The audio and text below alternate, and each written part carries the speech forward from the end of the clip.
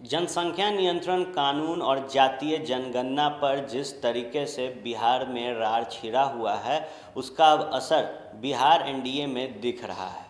जिस तरीके से दोनों ही पार्टी एक दूसरे के आमने सामने खड़े हैं, ये मतभेद अब धीरे धीरे आगे बढ़ने लगा है। बात की जाए तो भारतीय जनता पार्टी के कद्दावर नेता शाहनवाज हुसैन ने मान लिया है कि बिहार एनडीए में मतभेद है, तो वहीं दूसरी तरफ बिहार सरकार में मंत्री नितिन नवीन ने साफ तौर पर मुख्यमंत्री नीतीश कुमार के खिलाफ मोर्चा खोला है और सीएम के विचारों का विरोध शुरू कर दिया है। बुधवार को मुजफ्फरपुर पहुंचे बिहार सरकार के मंत्री शाहनवाज हुसैन ने माना है कि बिहार एनडीए में मतभेद है।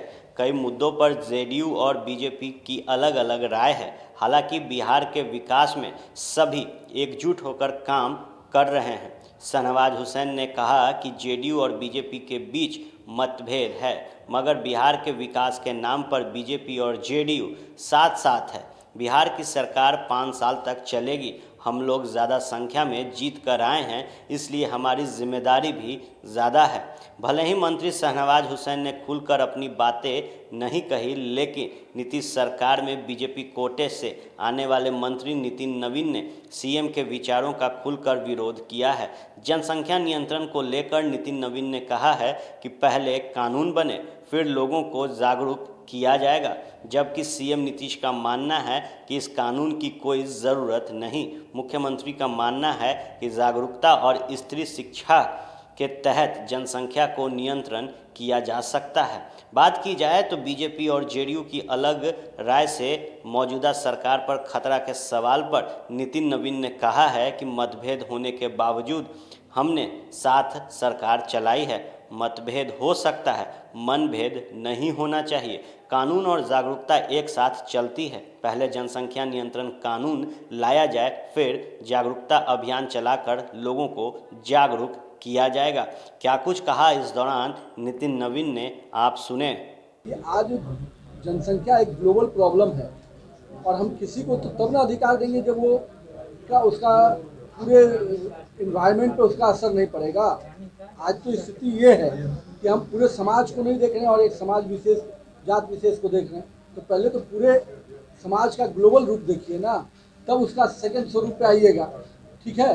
और जनसंख्या नियंत्रण कानून जरूर बनना चाहिए और इसके बनने से निश्चित रूप से समाज में आपस में भी एक सद्भाव का वातावरण बनेगा कि वहाँ के जो हमारी स्थानीय इकाई है, उत्तर प्रदेश का जो है, वो कैसे स्वरूप को लेता है और हमारा राष्ट्रीय नेतृत्व को निर्णय करेगा। ये बिहार से थोड़ी तय होगा।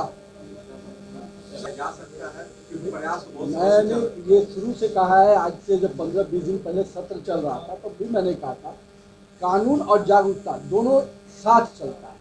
कानून के दायरे में लाना भी जरूरी है और जागरूकता के माध्यम से लोगों को अवेयर करना भी जरूरी है।